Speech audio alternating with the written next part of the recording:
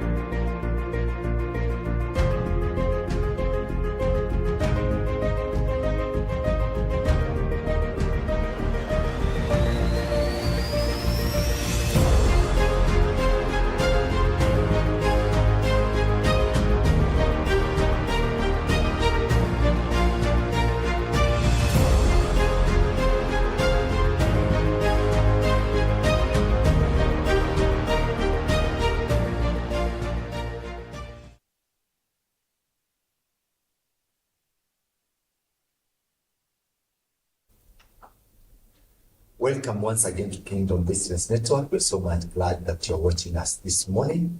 And I know that today we have something for you. You're going to be blessed tremendously by the discussion today. If you're in business, this is a forum to listen to and to engage in, because we want to come to you live and we want to answer your questions. We want you to engage with the guests that come to this program. And we know that your business will actually be taken from one level to another level. In case you're thinking of starting a business or you're in employment, it's also a program for you. We want you to be successful as an entrepreneur.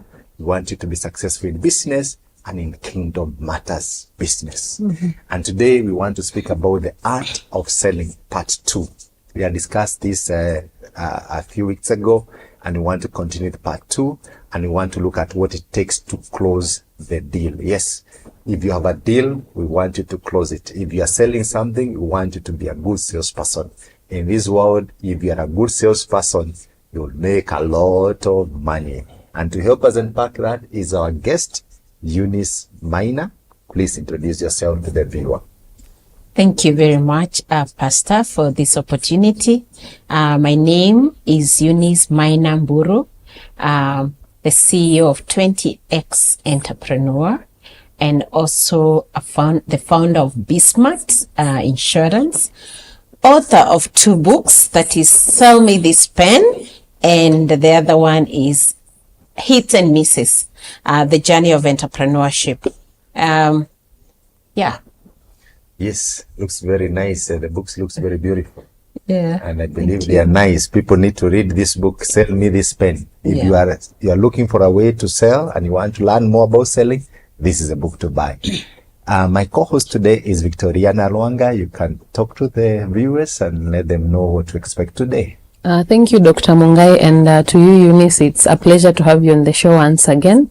To our viewers, as you've heard, my name is Victoriana Alwang'a, and I'm looking forward to today's session, even as we continue from where we left off in the last discussion on sales. I'm sure you remember that you were told selling is about serving. You look at what you can offer the other person and not what you can get from them. And so remember to remember to share with your friends so that we can continue engaging on the show. Keep sending in your questions during the discussion so that we can answer them in part 2 of the discussion. Thank you. So remember, send the questions. We want Eunice to answer the questions that you have, your specific question we wanted answered. We might can come up with what we want you to hear, but we also want to know what do you want Eunice to address. So to start with, Eunice, you've written this book, Sell Me This Pen. Yeah. Take us through what you did in that moment. How did you come up with that, and what is contained in this book? This book. Yes. Yeah. Sell Me This Pen. The title actually comes from the first, when I went for interview at Brigham, the manager looked at me and said, "You look like you can sell, but we don't know. So sell me this pen." I don't have a pen. I would have shown you how he did it. Oh yeah. So you look like you can sell, but we don't know. So sell me this pen. And so he had it over to me.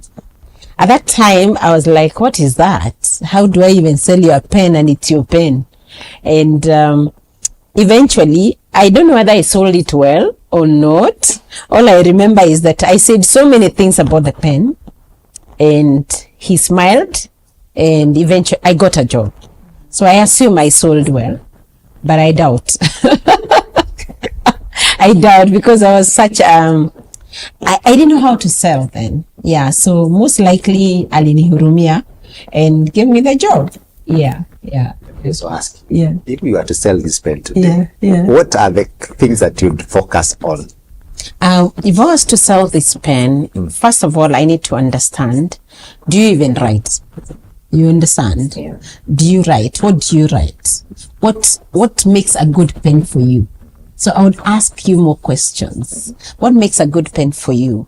What is it that makes you write, or which kind of pen makes you write better? So once I understand that, then I'll tell you, this one will give you exactly what you're looking for. Now, at that time, when I was asked to sell, I described the pen. It's white. It's white, it writes nicely. I assumed that I know what the customer needed.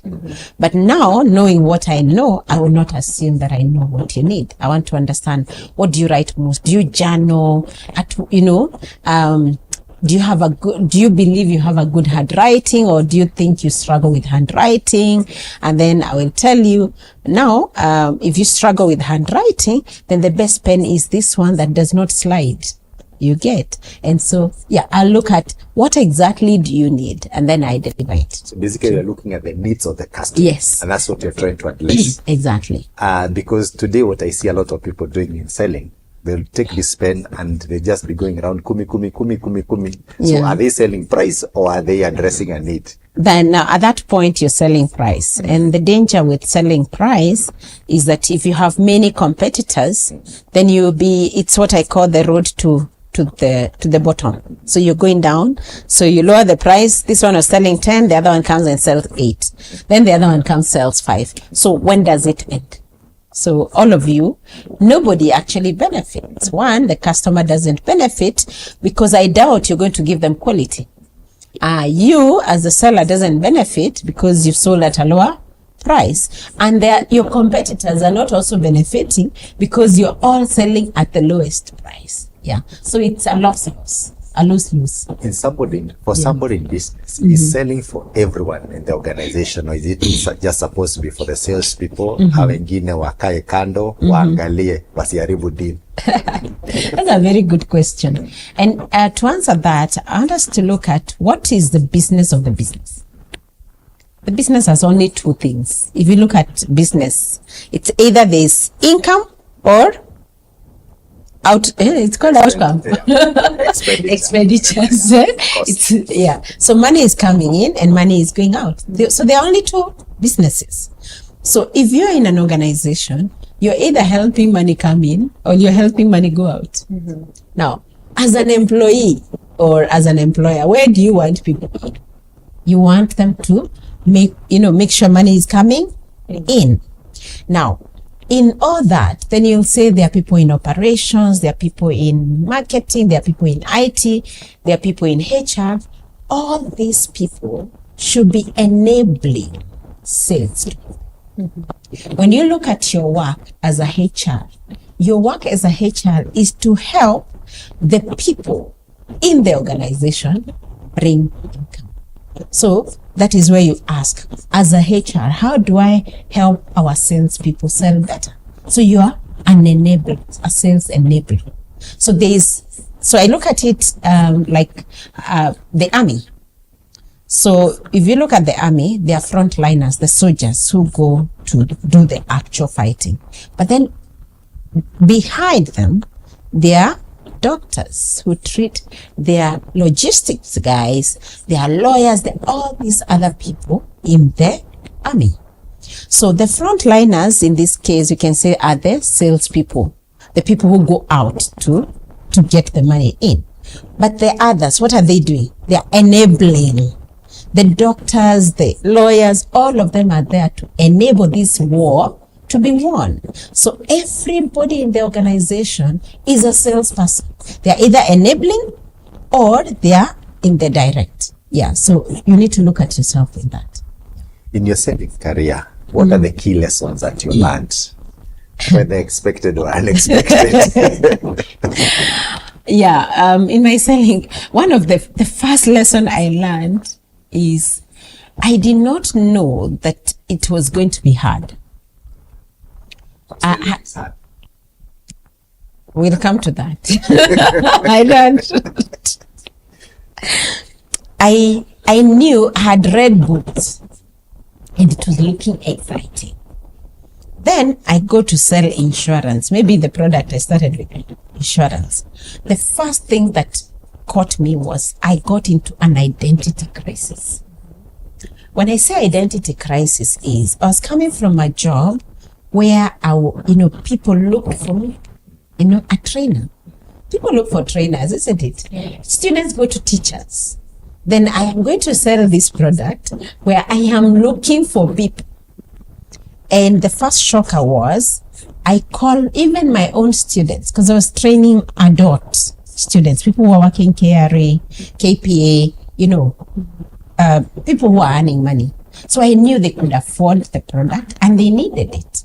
So I call them, I tell them, hi, Dr. Mungai, I'm no longer working, training, and now selling insurance. Yeah. And, that is very good. Congratulations. The call ends. And the next time I call Dr. Mungai, he doesn't pick my call. So waiting now.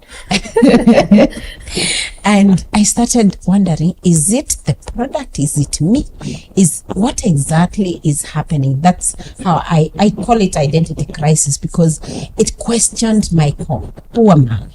Why are people rejecting me while they used to accept me? I don't know that I shared here. One of my pastors told me, why did you leave such a noble profession to join the profession of dads? Of dads. Because selling is like hawking. That's how it was seen, especially selling insurance. So I'm like, okay, now Eunice, a God-fearing lady now is becoming a thug. So I had to ask, okay, is this what I really want for myself? 3 months, no sale, just struggling internally. And so what did that do? And I have documented this in this book, because that was a very critical moment. of understanding who I am. If you actually see our training, our sales trainings, we always begin with who are you, know self, because self-mastery is the beginning of all mastery. Until when I understood who is Eunice, what are you looking for? How do you position yourself in this field that is said to be for thugs? Actually, one of my previous clients told me, Ikazi, I can't say those words on TV, but basically trying to say that I am going to become promiscuous. Because now I'm no longer a trainer, now I'm selling, and I'm looking internally. Eunice, are you promiscuous? Is it a job that makes people promiscuous? So that understanding self, I really had to go through that, and it took me 3 months to understand who I am. And therefore, in all our sales training, we begin with know yourself. So we take you through a session of understanding who you are, what motivates you, what do you bring to the world, what kind of energy do you bring in, so that then you do not have to become promiscuous or become a thug or start cheating in the name of a sale. Yes. Now, That's a long story. You brought in some very interesting angle about selling, the way people perceive selling. Yes. Yet, from where I see it, I tend to think that anybody who wants to be successful in business should sell something. Oh yes, you must learn to sell. Yes, you So must be a how do salesperson. how do we correct this misconception out there? Because somebody might be has a profession, is a doctor, is a pharmacist, is a whoever, is an engineer, but he needs to sell something. Yeah. Whether it's even personal selling or whatever it is. What's your advice to the people who have that misconception? Yeah, we have to, and that's why I've even authored a book, and I love training on sales. Why? Because it's the most misunderstood career. And you see even the challenges we're having in Kenya for lack of jobs. What is causing them? Because people don't know how to sell. Imagine if organizations, if every CEO of that micro enterprise understood selling and took it upon themselves to sell, that business would grow, they would employ more, and these people more, when they come, they become, they sell more and more, and therefore we grow our organizations. So what can we do, or what is my advice to everyone? Number one, accept that selling is a must. You see, we begin with acceptance. You must accept that for you to succeed, and now I know success word is debatable, but for you to grow your business, for you to scale your business, for you to get that job that you're looking for, maybe you've just graduated from college and you did, call it actuarial science. You have to learn how to sell. In fact, all the people who come to ask, can you give me internship? I ask them, can you sell? I do not ask, when I ask that question, I'm not asking about skills in selling. I am asking, are you willing to learn how to sell? Why? Because once you learn how to sell, you have no issue finding a job, because you will sell yourself, you will understand what people are looking for, and you will deliver it to them. Number two, understand that selling is not telling. Because the bigger misconception is that you need to be so talkative, you need to be outgoing. No, introverts actually make the best salespeople. Did you know that? No. Introverts make the best salespeople when they accept to sell. Yes. Extroverts struggle because they will talk and miss out on what is the customer not saying or saying. Yeah. So accept that selling is not telling, it is not talking, it is listening to understand what the customer needs, aspirations, desires, hopes, fears are. And once you understand that, you deliver the product that helps them overcome that. These are something I train on. I call it a pitching map. A pitching map says, it's just a process of understanding the client. So we start with understanding who is the customer. who do you want to serve? Say you're selling these cups. To who? You don't sell to everybody. Everybody is not your customer. Because can you sell this to school children? Those are not your customers. So who do you sell to? Once you understand that, you ask, why do they need a cup? Basically, what do they want to achieve with a cup? Because you need to know people buy to do something. They buy a product to achieve something. They don't just buy because it is there. If it's a service, they buy because they want to achieve something. So what is the goal? So the goal is here. So the customer is here and their goal is here, what they want to achieve with whatever it is. And you are somewhere out there, outside the map, and your work is a trusted advisor. So once you understand sales is being a trusted advisor, what does an advisor do? Advisor doesn't tell, they listen. And down here, there's an obstacle at the middle here. There's an obstacle that is making this client not achieve that goal. So understand. So your work is to understand, who is my customer? What do they want to achieve? What is the obstacle that is stopping them from achieving? Because there's a reason why they have not achieved it. Now you're just understanding that. Then you ask, so what is the best product to give to this client? Once you understand sales as that way, first you realize you don't have to do much. You just need to be more listening. I don't know whether you've spoken proper English, but you just need to be more of a listener.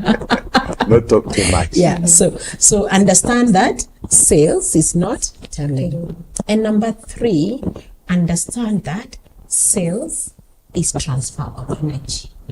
What energy do you bring? People don't buy things, they buy your energy, the emotions you bring with it. When I show up, when I come to this show, why are you listening?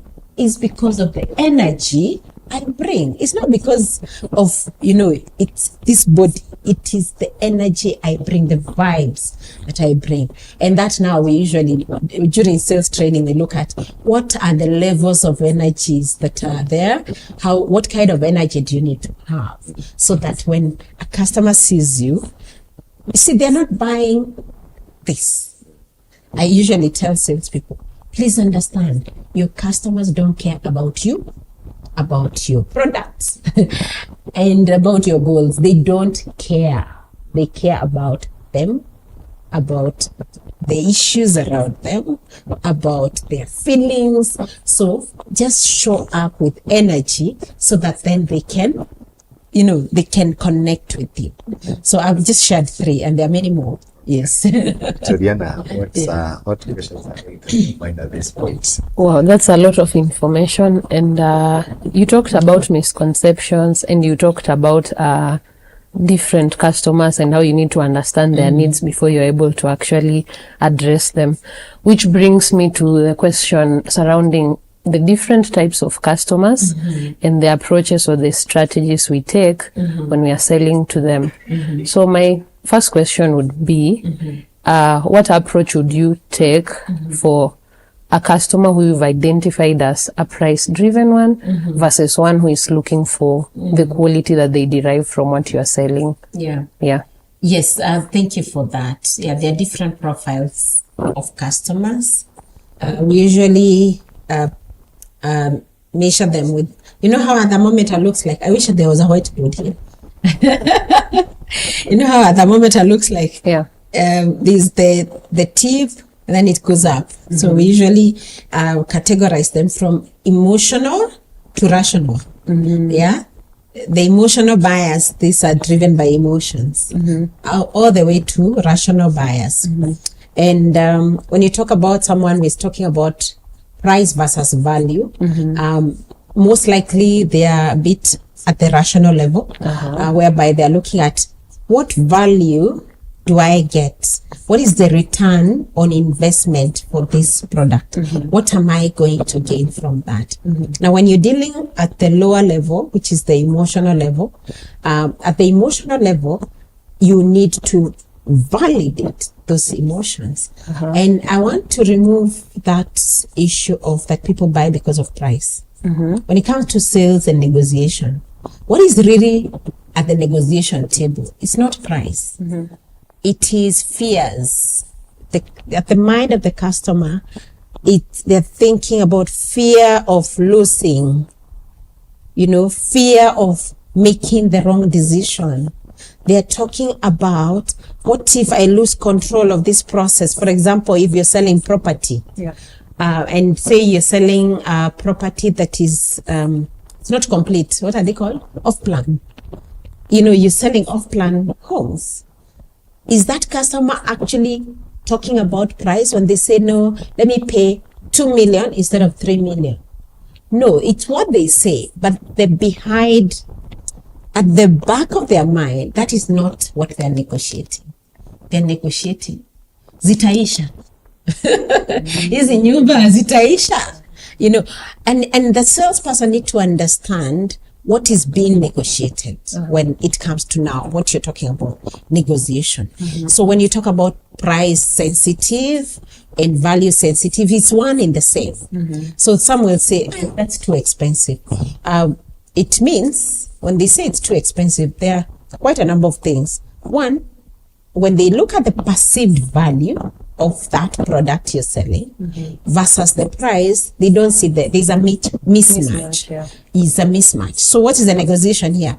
The mismatch between perceived value versus price. So as a salesperson, you need to unearth what is their perceived value, so that then you understand why they're negotiating price. But many salespeople, what they do is, umesema you want cheaper. Okay, I have a cheaper one. So you eventually, like I've been training some real estate company, and we had this scenario of a customer, because we like our trainings, we space them. We like to have like a journey. So when you invite us to train, we do like 2 hours every week rather than a whole day. Why? Because when we train, you want you to go and practice and come back. So on this particular case, we had a client who came and said, okay, the house is $80,000 or $90,000. I want to pay $70,000. And so we are like, okay, so what are they negotiating? So we realized this is a foreigner, this is the first investment they are doing in Kenya. So clearly it's not price. They're saying, will I really make the money? Will I get return on investment? Is it safe? Those are the things you're negotiating. And as a salesperson, you need to ask, what is at the negotiating table? Most of the time, it is not price. Yeah. All right. That's quite interesting. Yeah. Have you ever failed in sales? Quick one. Have I ever failed in sales? That is being unable to make a sale, a big sale that you expected. Yeah. I have failed What to. did you learn from it? I would say I failed in sales. What I would say, I have failed to meet a target. Yes. I have failed to meet targets sometimes. And this mainly is because of several factors. Or do you want to know why? Okay, can you mention?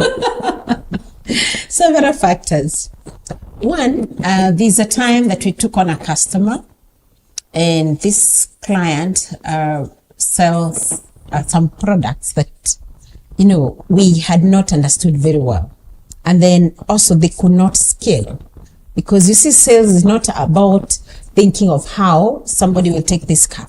When I think of sales, I'm thinking, what process can make me sell many of these cups without me necessarily being the one to meet the customer? Salespeople are entrepreneurs, so you have to always think, how can I multiply my efforts? And so we realized that the process or the channel that we were trying to establish will not work, because our customer did not have capacity to supply in bigger scale. So we failed in that. There were expectations on the client on how much we can sell, but then also they could not meet the supply of the method that would work for that kind of a business. You see, it's like you're in manufacturing, but you can't supply, and therefore you can't go to the customers and start telling them that you're selling these cups, and you can't once you create that demand, you won't be able to supply it. So yes, I've failed to meet targets, but I've not failed in sales. You can't fail in sales. Why? Because sales is a continuous journey. You keep learning and unlearning and relearning. So you're every day when you show up to a customer, please look at it as a successful meeting. And so long as you're walking in to serve, then there's no failure. There's no failure in serving. Maybe I just came to make you smile. So it's okay. That's done. I did not, and I think we need to clarify this. As a salesperson, this is how your mindset should look like. You're going out to sell. You need to close the deal. And we'll discuss closing. I don't believe it's closing. We should call it opening. But you need to close that deal for because this is what you understand. But not that particular one. Not Dr. Mungai. Yes, I need to sell 20 cups. But those 20 cups must not be Dr. Mungai and Victoria. You get? So that means I need to go out there and I'm going to attract many Dr. Mungais so that out of 100, Dr. Mungais, I will close my 20, but not this specific one. This specific one may have his own challenges at the moment. So do you see why you don't fail in sales? Yeah. Always focus on numbers. People who are qualified, basically, they have a budget for it, or rather they can afford it. They need it. Okay? Yeah. And they are willing. They can make that decision to buy. So if you need 20, there's something we call conversion ratio. We don't want to go into all that. Think about 100. So that at least if you're very good, you're doing 20%, you will close your 20. So you meet your target. Yes. I like your answer. Yeah. That's where I wanted us to get to. And to the viewer, just before we take a short break, you don't have to fear failing in sales. Eunice is here. She's also failed many times. I have been a salesperson. I've failed many times. Yeah. But as she's saying, is that you keep on knocking the door. If you want to make 20 sales, you knock at 100 doors. Yeah. 80 will say no. 20 will buy. You are still in business. And that's basically what selling is all about. So forget about failure, fear of failure, because in the end of the day, the more the number of calls you make, the more doors you knock, you will get a lot that opens for you. And that happens to everybody. No salesperson has got 100% conversion rate. Never, ever. And with that, I want us to take a short break. But before we do, please send your question now to the numbers on your screen right now, because immediately after this short 2 minutes break, we are going to ask Eunice to address your questions. Thank you very much.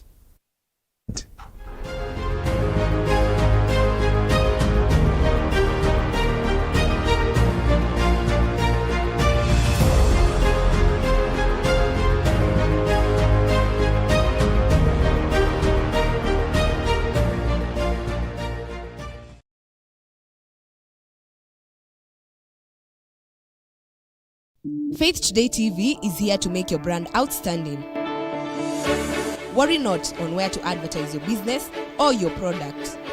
Call us on 0114 777 000 or email us on info@faithtodaytv.co.ke.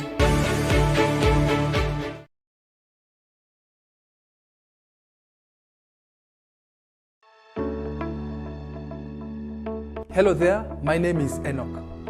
Taking care of your health should be a top priority. Looking at the various engagements that we have today, it is so easy to forget about our health, mental well-being. That is why we introduce to you the Healthy You Talk Show, a brand new show that is going to address matters concerning your health, nutrition, stress management, mental health, name it. We bring to you a wide range of experts who are going to be touching pertinent issues concerning our health. Tune in every Tuesday at 10 a.m. live on Faith Today TV.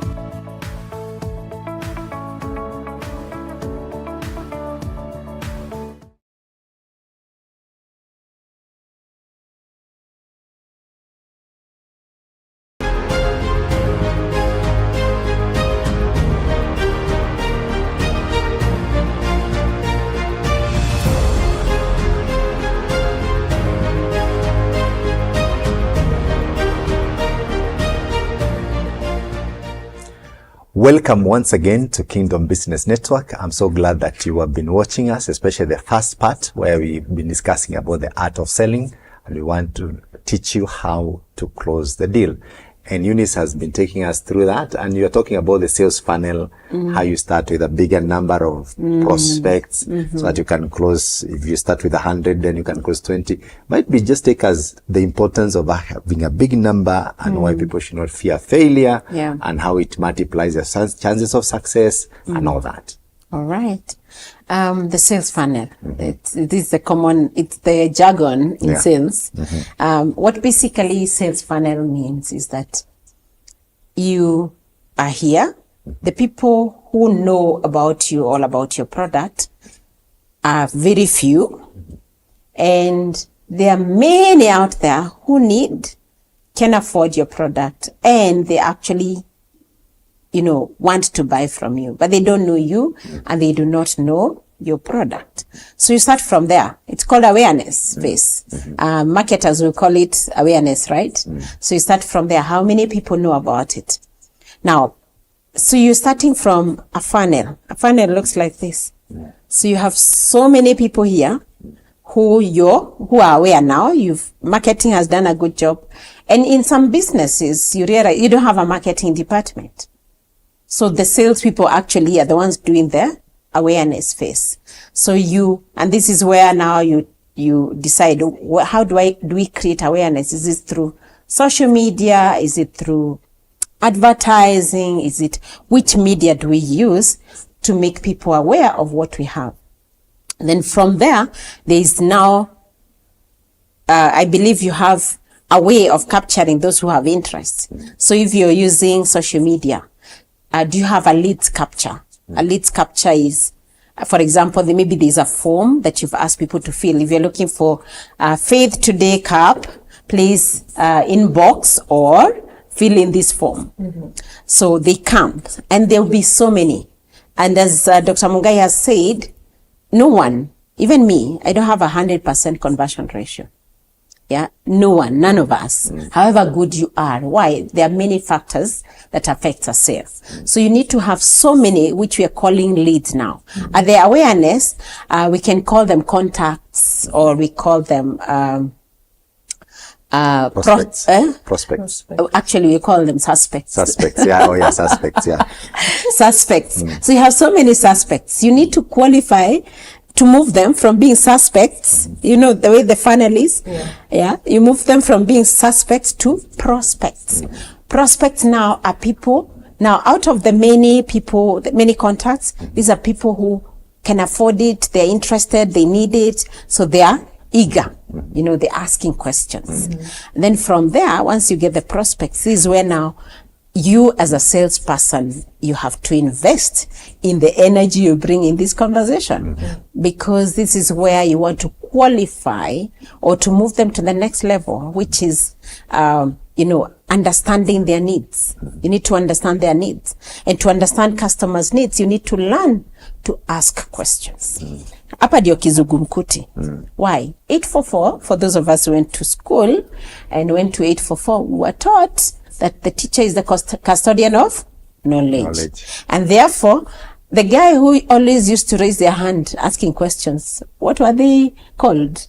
They were given names, Kiherehere, Kiberebere. So others stopped. So we learned that asking questions is actually wrong. Now, as a salesperson, as an entrepreneur, please change that and accept that asking questions is actually the only way to understand what the customer is looking for, what is driving them. Remember the goal? What is their goal? What is stopping them from achieving what they want? So that then you deliver a product. That is the point whereby we call it customer discovery. So you're moving from prospect to now discovery stage. After discovery stage is where now you present a solution. Do not make a mistake of presenting a solution before you discover. Discovery basically is understanding the customer needs, the customer motivations, the desires, the hopes, the pains. Ile kitu inawasumbua sana. Okay? Yeah. Then you present your product as a solution. Please note, this cup to Victoria, it is a gift. Maybe she's looking for a cup to gift her customers. But to Dr. Mungai, he's looking for a cup to drink. See, it's the same product solving different problems. So when I'm presenting to Victoria, my presentation will be different to Victoria than to Mungai, because Mungai anataka tu kukunywa nayo.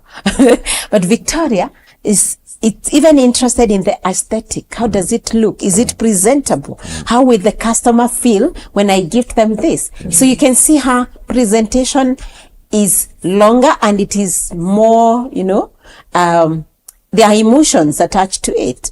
For Mungai, the guy will compare price. Si kikombe ni ya kukunywa, Yeah, something like that. So that's presentation. Once you present, you've presented solution. Yeah. The next thing in the funnel is what? You present, and then people call it closing the sale. I call it opening. Opening a relationship, opening a new relationship. Why? All this time, from suspect to prospect to discovery, what have you been doing? Dating. You've been dating. You're dating the customer. And now is a point the customer is signing on the dotted line. So this is a very important stage. So wedding day is a very important day. So this is where you want to clarify everything, to recap, this cup is going to be very good for this type of customers. Is that okay? Can we move forward? So you make it a nice ceremony. Okay. Not in that sense of a wedding. Because you're opening a marriage relationship now. Once the customer has paid you, what are they saying? That I am willing to work with you. I am happy with you.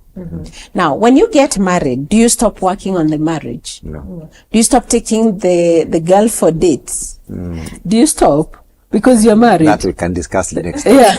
Now, when you stop, you lose. You understand? Yeah. But you continue cultivating this relationship. This is what you call customer service, customer experience. The experience you give them when they're in will determine whether they stay with you or not.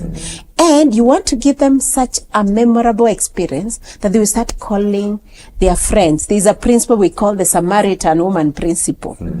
The Samaritan woman principle, Dr. Mungai, you're a pastor, you know this story of the Samaritan woman at the well. When Jesus came and said, give me some water. And the woman is like, hey, boss, you're a Jew and I'm a Samaritan. Surely, how do you even ask that? And Jesus continues with the conversation. And at some point, that woman dropped everything. I don't know whether Jesus got water or not. You will tell me after this. But he didn't get the water, and but the woman left everything and said, "Come and see. Come and see a man who has told me all things about myself."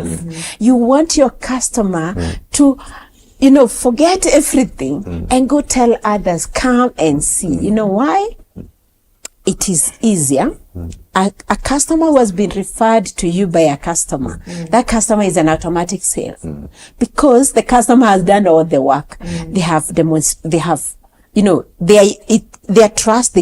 That person who has been brought already trusts you before they even meet you. That's the best sale you can have.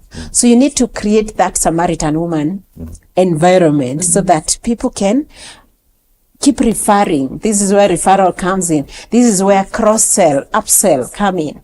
Okay? And you brought a very important angle, the word of mouth. Yes. It's very, very important in sales because if you do a good job, people talk about it and people bring you clients. And then you start making money without working hard. Great. Actually, when you have so many customers referring you, this is where that is when now you know you're in business. Yes. Yeah. Let me ask you the viewers' questions, and thank you very much for those who have sent their questions. And if you've not, please send the questions now. We have a few minutes to address your questions. The first question from Jack, he says, how do I identify my target market effectively? I feel like I'm selling to everyone and no one at the same time. Target market. Very good question.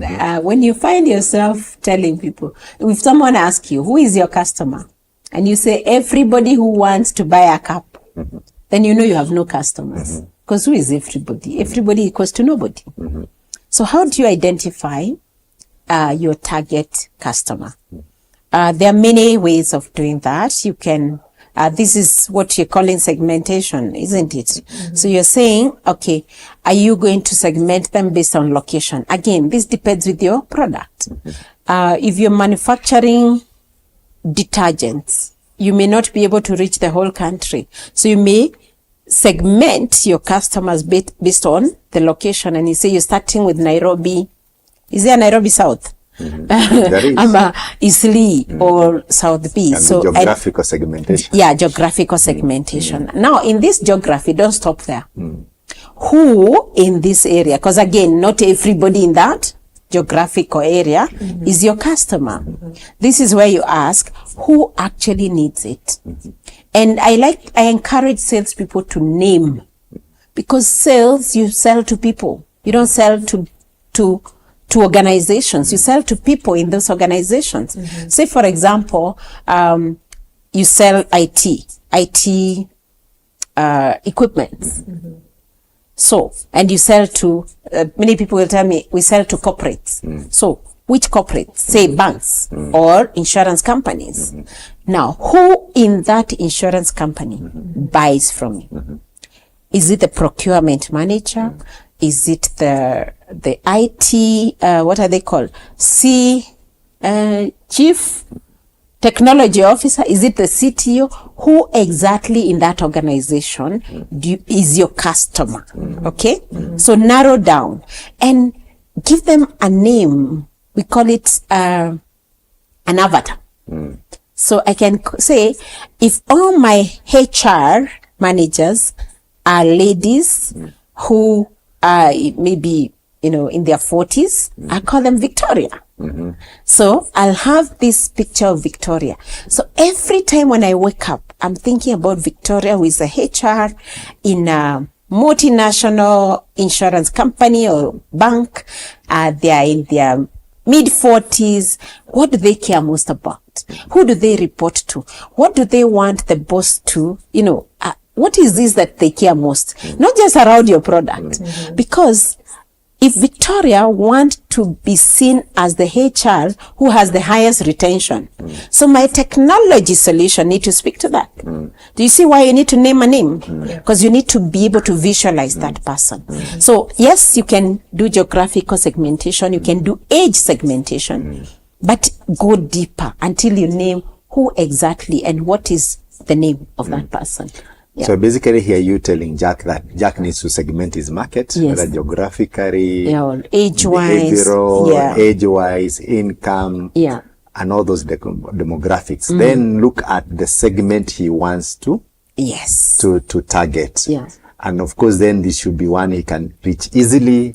Should be one that is sizable, can give him whatever and all that. And then he focuses on that. And then from there, he can start to grow. Thank you. And you can have more than one segment. Yeah, it doesn't have to be one. You can have 2, 3, 4. But be clear. If it is the Victorias, these are HR managers in their mid-40s. What do they want to do? They want to grow in their career, or they're, in that stagnation. And that doesn't mean that anybody else can't buy. Exactly. But these are the people you're focusing on. Okay. The other question is coming from Mother. Mother is saying, hi KBN and Mother. What's the best way to handle customers who say, I'll think about it, but never come back? Wow. That's a very, very good one. I don't know whether it's in this studio that I talked about unique value proposition. Okay. And we say that, a compelling value proposition has got 3 aspects. It meets a need, it is unique, and you can substantiate, like there's proof that it works. Those three things. If those align, it equals a sale. That product meets a need. So you already have identified the customer. It is very unique, and there's proof that it works. Now, if that product does not meet a need, what are you likely to hear? I'll think about it. To again next year. You know, you start, those are objections, what since people call objections. So ask yourself, did that product really meet a need for that particular customer? And that's why I'm saying, do not be fixated that every customer, every person in your segment that you segmented, even if you nailed the segmentation, some will not buy. Either they don't need it. Because if I'm selling a payroll software and you already have one, why would you buy? You get. So ask whether it meets a need. The other thing is, if it meets a need and it is not unique, what are you likely to hear? It's too expensive. Puguza price. You get into a price war. Why? They're saying, why should I buy from you and not from the other? So basically they're asking, show me why yours is unique. And it doesn't mean it is not unique. It's just you to show, demonstrate how unique it is. And uniqueness could be just the way you deliver it. Okay. Now, if it meets those two, it meets a need, it is unique, but it's maybe new in the market. They're saying, does it work? What are you likely to hear? Who else has used that? So they're saying, show me proof that it works. You understand? So it happens a lot for new products. And this is where you really need to work hard and get someone, especially your close friends, to use your product so that you have a testimonial. Because they're asking, testimonial, show me how it works, or whether it works or not. So I've addressed many. Yes, which is good. You've addressed quite a number of issues that I believe the viewer wanted to hear. Now, somebody is asking, good morning, Dr. Mungai. How do I deal with negative reviews or customer complaints without it affecting my brand? Wow. That raises a question. Why are customers complaining? It means you got into a marriage and that husband you got is no longer taking care of you. Or that wife you got, you thought they were going to, to really take care of you in certain ways. So basically, expectations not met. So your customer had very high expectations and you're not meeting them. So I think probably you need to ask, where are we missing in terms of expectations? Is it our process? Because this is where now the sales enabling comes in. Are our processes making us lose customers or making us keep customers? And this is where you ask how technology should help you in this. I wish we could have a one-to-one so that I understand deeper, because customers don't just wake up and complain. There's a reason why they complain. Either they feel that they made a decision and they feel cheated out of that decision. So maybe you oversold and you are delivered. So there are many aspects to that. So now let's assume it has already happened. How do you deal with it? Exactly. Because it has already happened. It is okay to call each of those customers who are giving you the negative reviews. Do you know, when you convert somebody who feels so bad about you to become your champion, that's the biggest win you can do. When I was young, in my training career, we were taught that when an unhappy customer will tell at least 4. Then we didn't have social media. Facebook had just started, so there was no these issues of social media. So an unhappy customer will tell at least 4.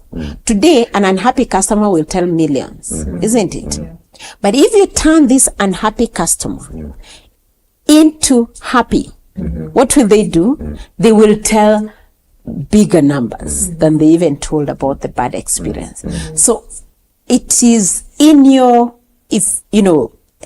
just reach out to understand what actually did not work, what went wrong. Ask, you know, and first validate that they feel, you know, yeah, I acknowledge, I see that you really feel bad about this. What can we do better? What in your opinion did not work? Understand that. Some you will convert. Others, you realize that you cannot help. There are customers who, we usually say in a sales, there is the 10% who will buy from you.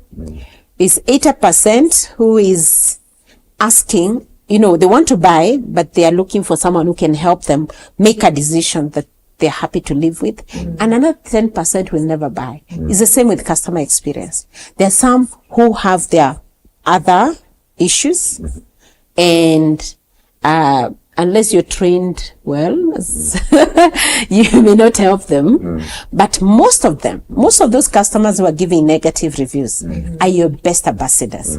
So do whatever is within your powers to convert that back to being your ambassador. So basically I hear you saying reach out to them. Yes. Hear why they are discontented about your service or your product, address it, and also use that as a learning. And I can give an example. We, at BSmart, there's a time we launched a product called Afya Smart. It was a new product, and it was very transformative. Kenyans were just buying. And then we had a situation because we were getting more customers than what, then the service was, you know, we're not doing well in servicing. And I saw a complaint, and I reached out to this customer, and I had to be honest. And I said, look, I really understand what you feel, but this is the situation we are handling. One, it is, you know, the demand is so high. We have not been able to catch up in terms of service, and we are doing everything we can to make it work. And you know what? That customer they relaxed. They even brought more customers. Despite knowing that we are having challenges, they brought more customers. So yes, just reach out. And when you're reaching out, don't fear.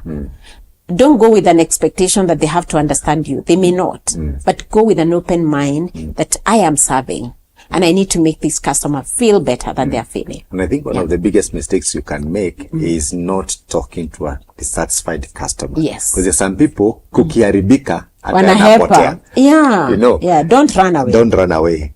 Now, Jonathan is asking, what's the biggest mistake most small businesses make in their marketing efforts? 1 minute. Very good question. Biggest mistake.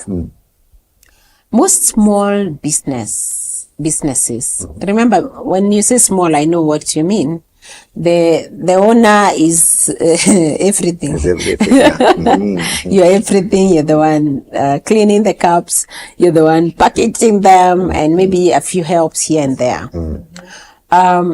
One of the mistakes is, one, you spend so much money initially to market, to advertise. So you've spent so much money and you're still struggling with capacity to deliver. And when I say capacity to deliver, it's not just to manufacture or to provide the service. It is your operations. I've just given you an example of what happened to us. We start this thing and it hits so fast. It is growing faster than we are growing our operations. So, you know, start organically, get, you know, you can use your social media, try and win trust first before you start advertising. Don't rush into advertising. Why? Advertisement is very good, but it is for a season. So at that season, you sell. Then after you stop advertising, there are no sales. Then you start again. It's you sell, then there is no sales. It's not a very sustainable business model. But imagine if you start building a brand, building trust, having people who are speaking about your product. So by the time you're advertising, they're the ones now calling each other, and it is more sustainable. So don't move too quickly into advertising. And then look at your capacity in-house. Why? you want when customers come, they stay and they're happy. Yeah, you don't want to lose them. After that, you don't want to deal with the situation of the other question you're answering earlier. Yeah. Our time is far much gone, but I can take one question, one last question. Okay. And for the many people who have sent their questions, thank you for sending the questions. We are not able to address, we are not going to be able to address all of them. But one last one. How do I balance between online and offline marketing strategies for a small business? This is Kelly watching on Facebook from Nakuru. Okay. How do you balance? You actually integrate. Don't balance. Just integrate them because they both work. We don't know. It doesn't matter what product you're selling, but those two need to go hand in hand. For example, I could go on my social media and I talk about these cups, how they're used for gifting people and all, and then I get people to come to the physical store. That's our integration. So you have online with a physical presence, and especially for such products, clothes and all, because of what you've seen where umetumiwa nguo haikutoshi, you need to integrate the two. So you're doing online marketing, that is awareness, building trust and getting the leads, then physical place for people to pick and maybe fit, and that way you avoid situations of more complaints. And again, I know there are logistical issues to that, but integrate, don't balance. I mean, where do you want to balance? Just integrate them. They are supposed to work hand in hand. Thank you very much, Eunice, and thank you very much, viewers, for watching. Let's take some parting shots, starting with Victoriana. Wow, thank you, Dr. Mungai, and thank you, Eunice, for those nuggets. I'm sure our viewers today have gotten a lot of takeaways from this session. And maybe just to remind you once again, to recall the funnel concept, as we've been told, maximize on your suspects. As you've heard, my name is Victoriana Alwang'a, and keep sharing, keep liking and subscribing so that we can continue growing together in the Kingdom Business Network. Thank you. Thank you, Victoriana. Eunice, okay, your I have last, 3 parting shots, and can also still talk about the book and let them know where they can get the book from. Okay. So 3 parting shots. Now, number 1, selling is not telling, and so you don't have to fear, even if you're an introvert. They make the best salespeople. Number 2, sales is for everybody. Everybody must, and I underline, must learn how to sell, whether you're a doctor or a lawyer. Actually, I've been training lawyers to sell, and honestly, they're pathetic in that. But we are helping them because they bring all the jargons that they learned in school and they think that will impress the customers. So selling is not about impressing. It is about listening to the customer, understanding their needs and delivering a solution. Number 3, understand that, what did I want to say? Your products need to meet 3 things. It need to meet a need, need to be unique, and it need to be, it need to be proven for that to be equals a sale. So with those 3, I recommend highly. This is your sales Bible. If you know, you know. Your sales Bible, written by a Kenyan for Kenyans or African for Africans. Haina kizungu mingi. And this book takes you through the whole process, what we've been discussing, from, awareness, getting suspects, prospects, presentation, customer discovery, listening, even the type of questions you should ask and examples. So please get a copy. At the moment, you can get a copy from Nuria bookstore. It's an online bookstore, nuria.com.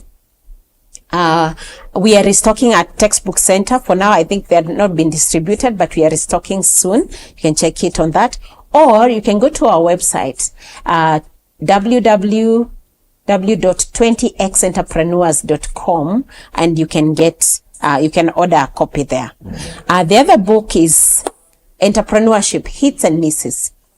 This book is called The Diary of an African Entrepreneur. I wrote it at a very difficult time. I call it the valley. After leaving my job to start a business and, thriving and then getting it to a rock. So it has more downs, but it has also ups. So it's calling entrepreneurs to embrace all seasons, the good and the bad, because they all teach us something. So that's it from me. And follow us. You can follow us on, do you subscribe? Subscribe on our YouTube, 20X Entrepreneur. Follow us in our social media, 20X Entrepreneur everywhere. Yes. Thank you very much, Eunice, for coming to the show today. And I believe the viewer who has been watching has actually benefited from this talk show today. And with that, I just want to tell you, keep on watching this program. And if you have not subscribed, please, especially on YouTube, hit that subscribe button. And even if you're not on YouTube right now, please go and look for us on Faith Today Television and subscribe on that channel, and you'll help us to get this message across. Until next time, God bless you very much.